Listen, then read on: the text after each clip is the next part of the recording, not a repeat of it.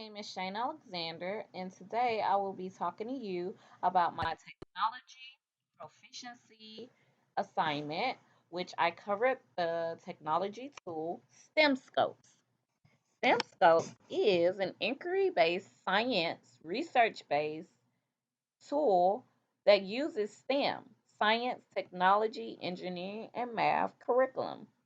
It is used by over 50 states and is also used internationally. You can have digital materials or hands on exploration kits sent to your school. Its curriculum is based on a constructivist view called the 5E inquiry process. It has on their scopes engage, explore, explain, extend, and evaluate. Stemscopes functions on a per student license with teacher access being free. Student subscriptions are approximately $5 per year, and STEMscopes works with schools.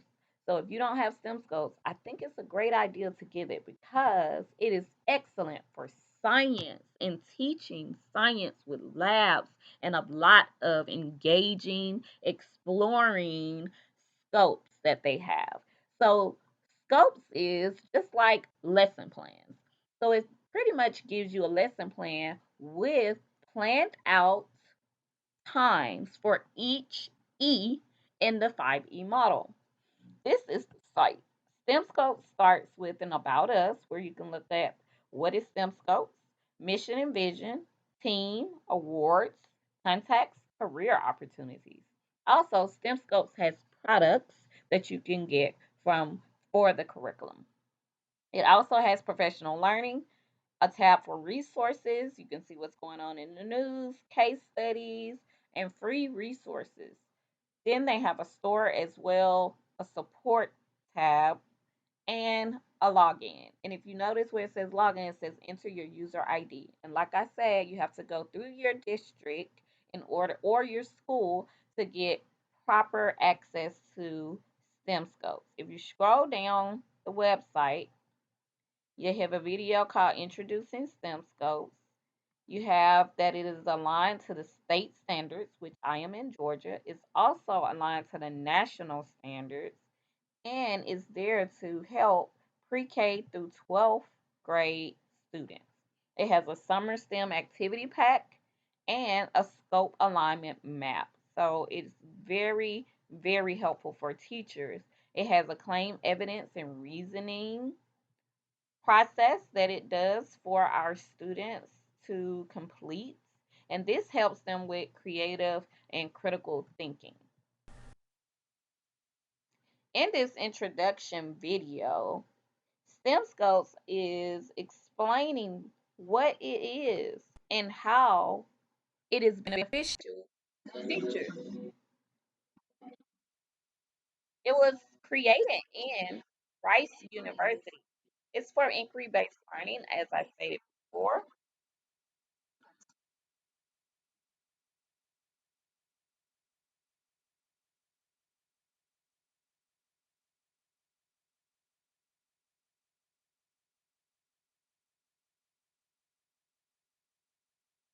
It is based on research based real world activities and it's affordable. And I feel like as a teacher, it's easy to use. And it's embedded with a lot of teacher support materials and student materials. Look at how the students are creating and exploring. They have lab simulations in some of them.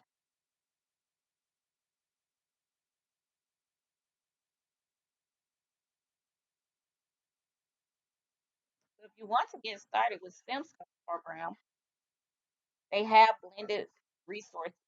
So I'm going to go to the login site that I go to for mine. When I pull it up, it has Accelerated Learner, the leader in pre-K through 12 STEM education. And my login is my login that I use for my main portal for my district. I'm going to go ahead and log in.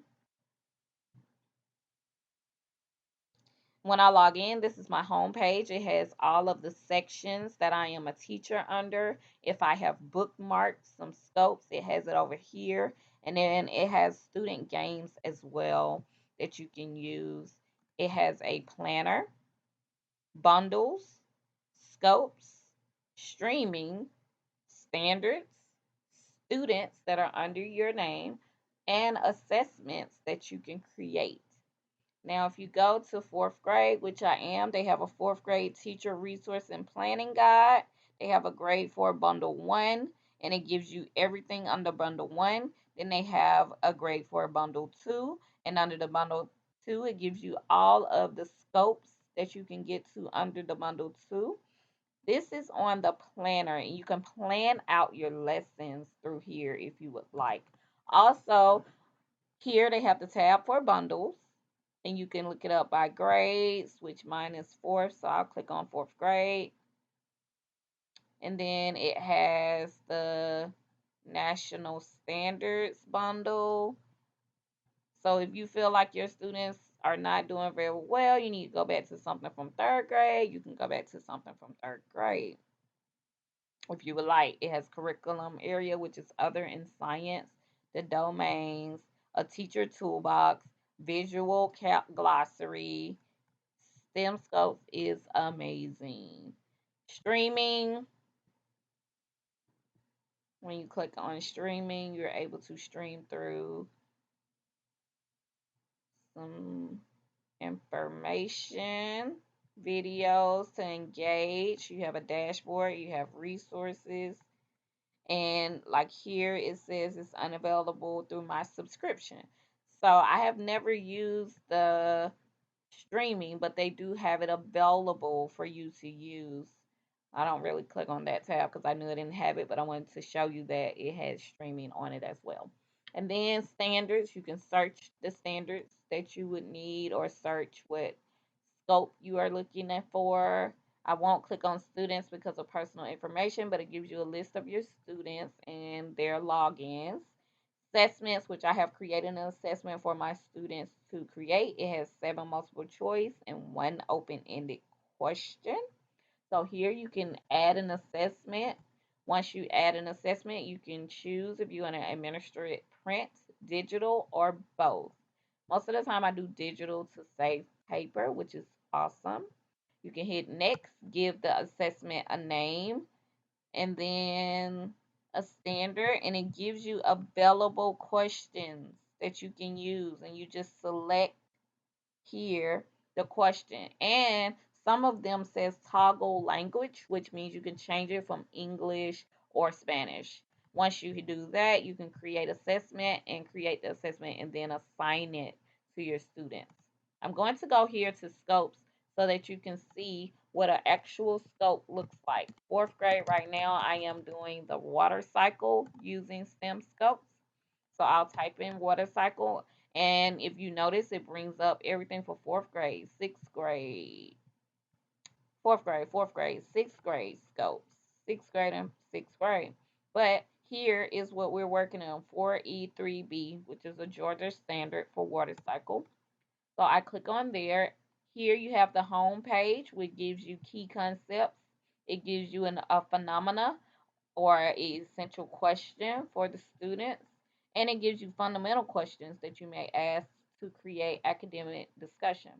Here, like I said, the 5 E's, you have engage, explore, explain, elaborate, evaluate, interventions, and acceleration. I just want to go under engage because engage gives you teacher instructions and something the teacher will do to engage the students. And it gives you an estimated time that it would take to do that, materials, and for this scope, it is a lab. It says in this activity, students will work as a group to build a working model of a water cycle. So they will create a water cycle that they can look at visually and see it happening.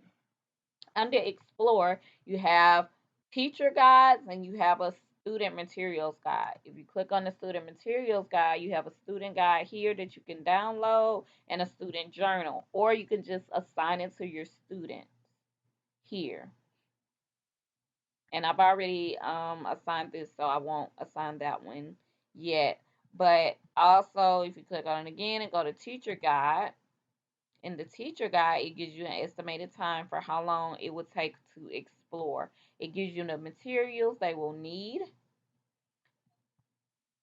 and preparation. It gives you facilitation of the activity. It gives you what's in the red is the answer to the questions. It gives you everything you would need. And then over here it says print files. You can print the student answers, a game station card, the dice game pieces that are needed for this exploration.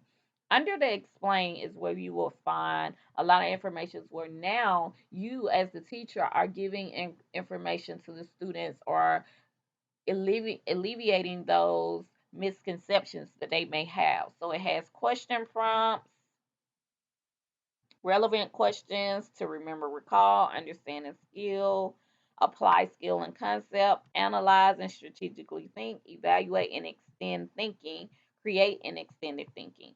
So it goes up just like you would in the Bloom's level of thinking for your questioning. Also, it has a picture vocabulary for the water cycle, which I love. And here it gives the definition, it gives the word, the definition, and it gives a visual model of what it could be. And you can click on slideshow and show it as such. But if you click the arrow, it will go to the next vocabulary picture, which is awesome for ESOL learners or lower level learners and even gifted students. It has a Stemscopedia, which is just like an encyclopedia where you can reflect and then try, and then students are able to write. Like I said, you can assign any of these activities to your students. You have Lincoln literacy. So we like to always include science and literature. So when we do that, it gives you a pre-reading instruction where you can categorize words. So it's connecting or integrating language arts into the science of the STEM. Also under explain, it has content connection videos. I like to show these videos as well. So it has the sun and the water cycle. After it, it gives you some activities to do for question one, and then it gives you the answer question two, which is a drop down, and you're able to click on what it is, and then it gives you the answers under there as the teacher. Also, it has another content connections video. Usually gives you about two. And then under Science Rock, which I love because it connects like reading as well, you can get another video that goes over the water cycle. It's like a water cycle song. So here is the water cycle song, and you can print it out, have your students learn it, read it, use it to teach, and things of that nature. But you can play the song, and they're able to read the words if you like. And then it's communicate science, which is a debate that students can do about science, which also brings in a little bit of social studies. If you're going to elaborate next, elaborate, they have a reading science, which is a Lexile 740. It gives you the Lexile for the reading, and it gives you the questions and answers as the teacher. But if you click on student handout, it looks like this. So they can put their name, their date, and it's all the information that you saw with the questions. And so on theirs, you're able to do a check on what they have learned from their reading as well. This is under elaborate. It also has an awesome math connection, but I must say that the math connection to me sometimes are a little above level. So you may want to make sure that you look through and read through and see the questioning and know where to find the answer keys for that.